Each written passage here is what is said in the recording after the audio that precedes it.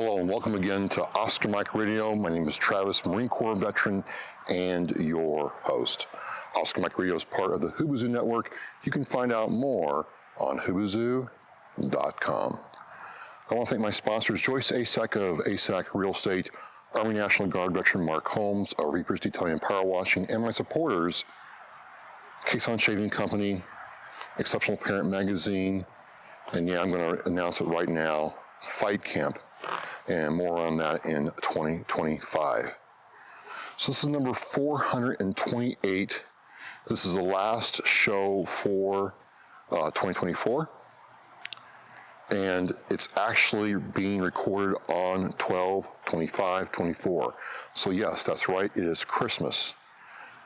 And the kids are doing their, not the kids, they're young men now, they're boys, young men, my babies, all doing their thing. The house is cleaned up, laundry's going. I'm like, you know what? I'll just do something epic. We're gonna record outside on Christmas in the wild. Let's do it. So I packed up my stuff. I'll have some, you're seeing it on the side here, and here's me. And where am I at? Well, is that even right English? I don't know. I am at the Lewis B. Dorsey American Legion Post in Abington, Massachusetts. And I thought it was fitting to be here to record the last show of 2024 because I've been reminded several times this year about how important the American Legion is, not only to veterans who have served, but also to the community at large where the American Legion is. And so I'm going to take this show and talk about the American Legion, things going on in Abington, things going on Oscar Mike Radio, and send out this year of Oscar Mike Radio in style on Christmas. Merry Christmas. I hope yours was a great one. I hope you had great times with family. And thank you so much. Even though this will air on 12/26, that's right, I'm going to record this, go home, cut it, smooth it out, and get it on, my thing ready to go. This is how I roll. I was just sitting there, I'm like, I could play Call of Duty, it's double XP weekend, or I could just sit here and read a book, or I could just sit here and nap. But no, let's just do it. I get an idea, I'm like, you know what, I don't know if it's going to work or not. Let's just do it. So we're doing it now. And I think I'm also learning another lesson right now. You have Stockholm Syndrome for a particular place or location. It's 28 degrees outside, and it doesn't feel that bad. Now, you might be asking yourself, Travis, that's pretty cold. And yes, 28 degrees is not warm by any stretch of the imagination. But Monday, it was 6 degrees. Yes, that's 6 degrees above zero Fahrenheit. We're imperial here. But 6 degrees above zero, that's crazy, right? 26 degrees below freezing. So 28 degrees at 8 o'clock at night feels positively tropic. Yeah. So I'm standing out here by the Frollo is on my left, your right, and the post is on my right, your left. Behind me is the memorial in Abington that they have put up, and I'm on the back side of it because people always see the front side if they're driving down the road, but you ought to come around to the back and look at the flags. Now, I don't know about you, but that is just really a peaceful, classic, respectful scene right there. So much so that they have the benches that you can look at from the back, and I can see why, because, even though it's, we're right in the heart of Abington, and we have the Frollo, we have the Woodsdale School, the football field, and the high school just around us, at this time of night is pretty peaceful. And, it's pretty cold right now, but that's okay. So let's talk about the American Legion. This post is an historic post. It's an historic landmark in Massachusetts. It's a very old building. It's been around for a very long time. And, Lewis, Dorsey served in Abington, which is what the post is named after. And it's just a piece of history. And I think that's important because a lot of times you see buildings built right now and they all look the same. There's no character. They're not built to last. Maybe they are, but they don't seem like it. Like this building's been here several lifetimes, seen a lot, and it's just a really cool place to go to a meeting. And I think it's a good story. It's supported. A lot of community events happen here. The weekly meat raffle that Ken and Christy Coburn put on. The Legion meets here. There's other things going on here. It's just a great place to be. And then you also see several community events going on throughout the week at this building. And it'd be a shame, but it's happening more and more in our country where old buildings like this aren't supported as much by the younger veterans, aren't engaged with a whole lot by the community, and eventually they fall into disrepair and they're taken over by a private entity or the community themselves. And, I can't thank Ken and Christy and the rest of the people that support them to keep this building going and to keep the Legion alive. I'm a member here, trying to get more active now that I can and help out where I can, but it's just really great to have this here. They did a whole lot during Abington Celebrates, the Abington Fall Fest, other things that happen right here, the meat raffle, people having different functions at the Legion which are available to you, so it's part of the community. And it's not unique. There's a lot of Legions that are like that. If you remember, I had Major Dragon from Maine in South Paris, Maine. That Legion is heavily involved in the community. So it is to say that if you are a civilian, never served, and you're wondering if there's a place for you at the Legion, there probably is. They'd probably be happy that you would show up. You can't become a member of the American Legion because you didn't serve, but there's certainly something you can do to help, volunteer, support, or simply, you have a plethora of choices for your next event. Well, you could do your event at an American Legion or a VFW and, help them keep themselves going and give back a little bit. And it's just great to see what this Legion does. There's a whole calendar list of events. I'm going to try to post it in the Oscar Mike Radio Show post, but it's really, really great to see. And I'm just blessed to be a part of the Legion and see what the Coburns are doing. And it's part of the fabric of Abington. When there's a football game or any other kind of big event, the Legion's always open and there's always people around. And, I've seen what they do. And if you have volunteered at a Legion event here in Abington, thank you so much. So that's just one thing I wanted to cover quickly as we come into the end of 2024. It's just really great to see that the Legion's so active and that they're trying to, remain relevant and be a part of the community fabric. And I think that's so important. The second entity I want to talk about is the Daughters of the American Revolution. Now, I didn't know much about them. The only daughters that I knew about were the Daughters of the Alamo. And they are from Texas, of course, and those women can go back to the Alamo, Santa Ana and all that in Texas and trace their lineage from those people to their families now. And that's a very, real thing, and they're very proud of that. Well, the Daughters of the American Revolution are in the same vein, and you could say that they're older than the Daughters of the Alamo, no disrespect, but they trace their lineage back to the birthplace of our country. They have family members that served in the Revolutionary War, and so hence their name, the Daughters of the American Revolution. And it's been really interesting over the last year and a half, now that I'm able to kind of ambulate and move again, to see how involved the daughters are in the community fabric for Abington. This is, last year in 2023 and this year in 2024, the daughters had a Christmas tree at the Abington Town Hall to allow people to come down and make gift donations to veterans in need.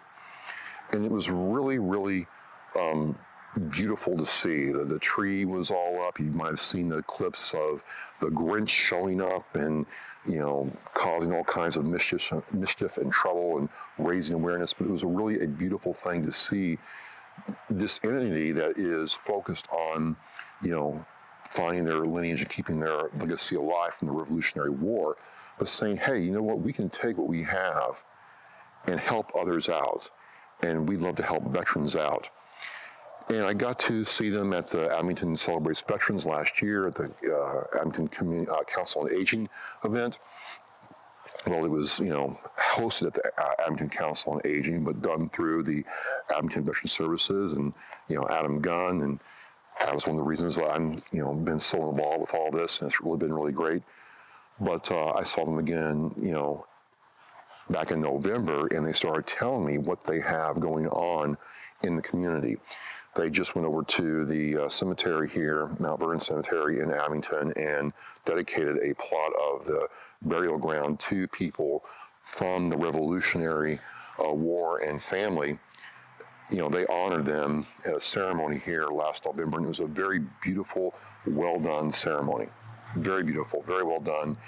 And it just impressed upon me something that I'm telling, more and more of my fellow veterans is, I really do believe the next phase of veterans advocacy is civilians.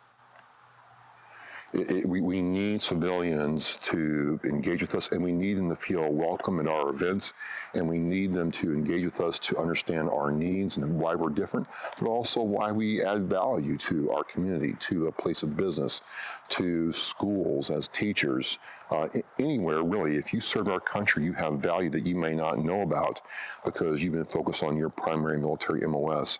And a civilian can look at that and help you in many, many ways. And I think it's to our benefit as veterans to reach out and welcome them when they come. They want to participate and, understand how they can help us and benefit from that. So that is to say that, before the Christmas season, they had the tree up this year, and Jill Higgins has been great getting it all coordinated with her team from the Dorsey American Revolution.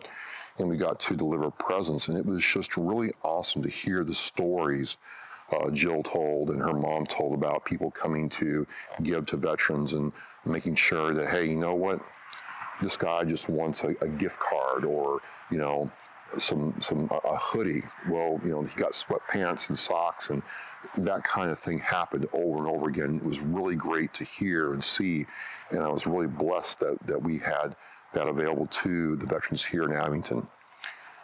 Again, it's just an example of people in the community all across the nation taking, pride in their veterans and wanting to help them out.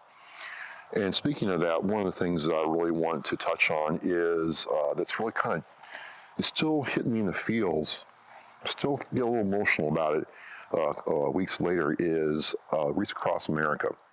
Now, as you know, I have my show on Wreaths Across America Radio. I've been working with Jeff Pierce and Chris Chapman for quite some time, and it's been an extremely positive experience, but I never got to actually go to a wreath laying ceremony. Part of the reason was I couldn't walk and move very well for a long time, and now I can. So this year, Adam Gunn, the Director of Veteran Services for Abington, got with Christine in Quincy, his Quincy counterpart, and they needed a Marine to participate in the ceremony. And I got to participate, and so I show up there in Quincy, and it was done at Mount Wollaston Cemetery, and I was really taken away with how Quincy did this. And Mount Wollaston Cemetery has a section right at the front that is dedicated to those who passed and served our country. They had the Army through the Space Force flags, and not just small flags, but they're like the ones behind me, big, tall flags that you could easily see. And they wanted to have this at the front. They had some cannon there. They had some other monuments to different, wars and conflicts, and those who had passed names were on these monuments, and it was just really neat to see. And I was really impressed by that because it told me that Quincy really wants to make sure when someone comes to a cemetery like Mount Wollaston's, they know that veterans have a place and that they are the priority. It was really cool to see. I think, I sat there and I'm watching all this go on, and I knew that Wreaths Across America Radio was big. If you go back last year, I interviewed people that supported the event, and, the co-founder, Karen Worcester, and her husband founded Wreaths Across America and got it going, and getting to talk with them and learn about the mission and the 8 points that the wreath represents really brought home that people want to educate and pass on the American legacy to future generations. And the wreath honors those who served in the past, but also keeps those memories alive. It was really touching to see that happen last year. This year, I get to participate, and it got surreal when I walked up and I saluted and took the wreath that represented the Marine Corps wreath, and all the Marines there who were buried in Mount Wollaston, who had either passed away or were, missing in action or killed in action. I don't know about the others, but I'm like, there's a significance to this. It was an honor. It was, again, surreal, and it meant something to hand that wreath off on the stand, walk back and salute again, and turn around and take my place. And then when the ceremony concluded, after the mayor of Quincy spoke about what this meant to the city of Quincy, I got a chance to look out and see, and there weren't like 20 or 30 volunteers. There were entire neighborhoods who had come out to support this event.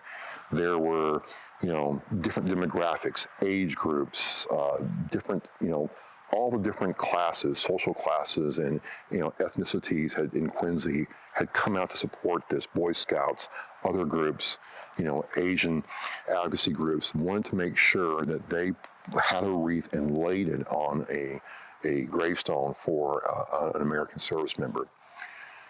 And a lot of this really hit home too, because the founder of I Got Your Six, Amber Smith, has family in Quincy, grew up for part of her time in Quincy, and has a deep, deep connection to Quincy. And so watching her lay wreaths on one of her family members' graves really brought it home as to why she does this. And what this is Amber had this idea to take rescue dogs, train them, and pair them with veterans and first responders in need.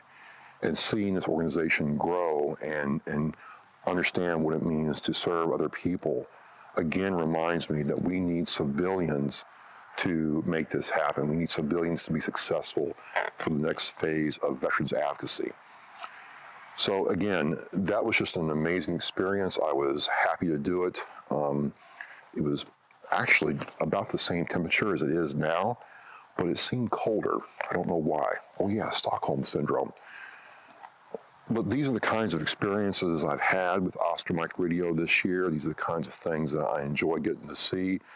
I'd like to take a minute here and talk about where the show is now. We're entering the end of 2024. 428 shows, and why is that significant? Well, if you know anything about podcasting or follow it at all, you understand that most podcasts do not make it past show number 31. Most podcasts quit between 17 and 31. And most shows are, do not produce content regularly. And if you understand what that means the minimum baseline for a show's frequency is once a month. When you are a podcast or show creator that creates shows weekly, you're in a different tier.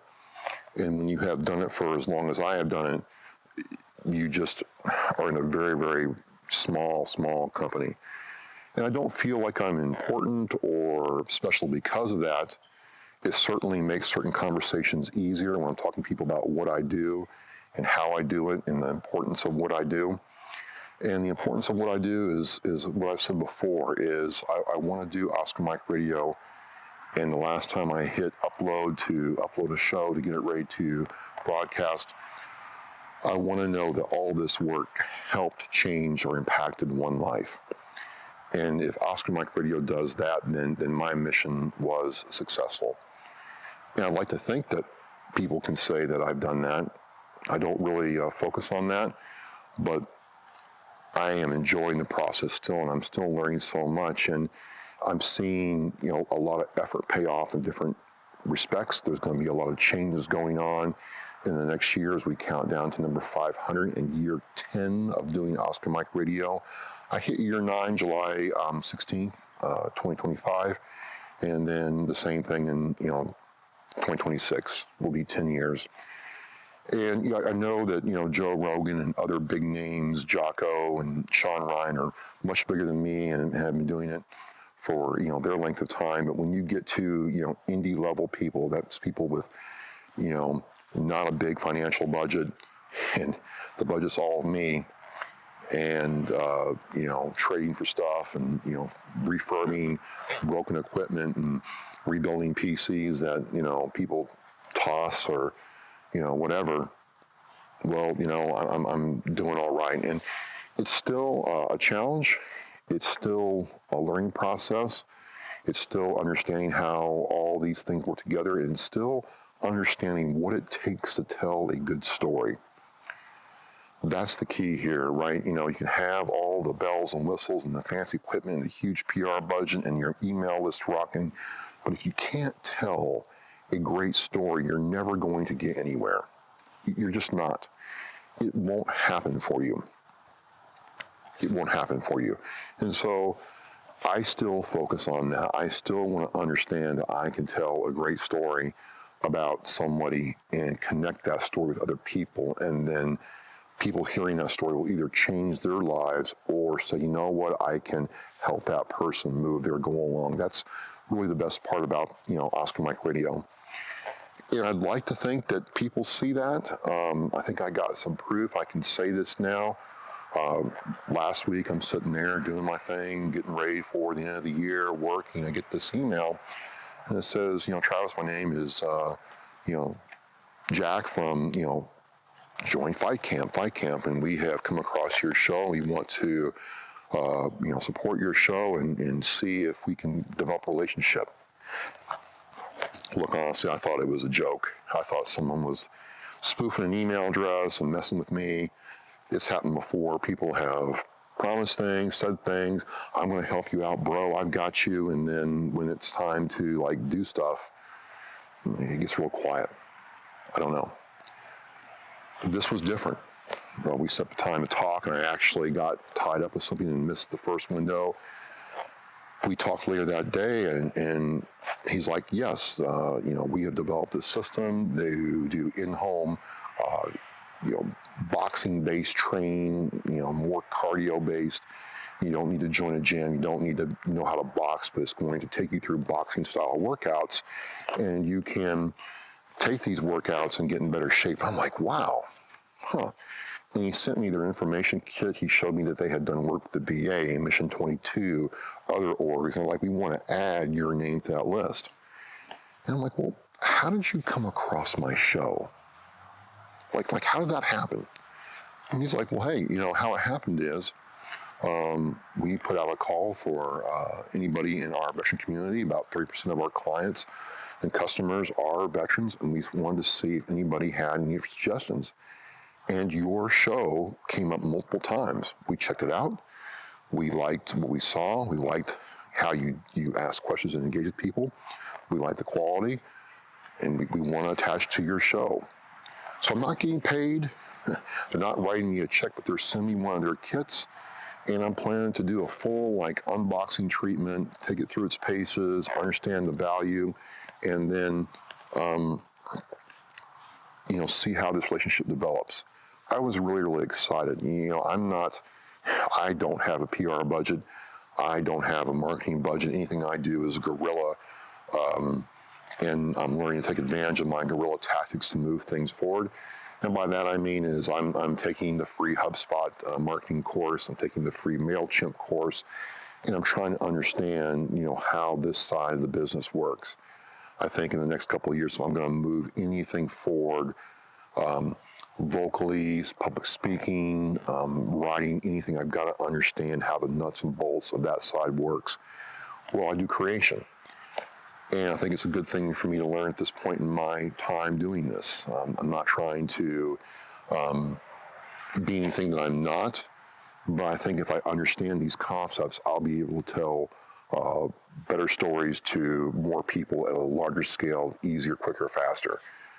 So this whole thing with Fight Camp really ties it into, wow, I mean, you just never know who's listening. You never know who's watching. You never know who's going to, take what you have and move it forward. And, they say lightning doesn't strike in the same spot twice, and I believe that the science is there, but I'm seeing the same thing happen with the community access program I do with Abington CAM, Community Access Media, and again, Adam Gunn, the Director of Veteran Services for Abington, where we produce the Abington Veterans Muster TV show. I have a link in the Oscar Mike Radio show post, and getting to talk with local people.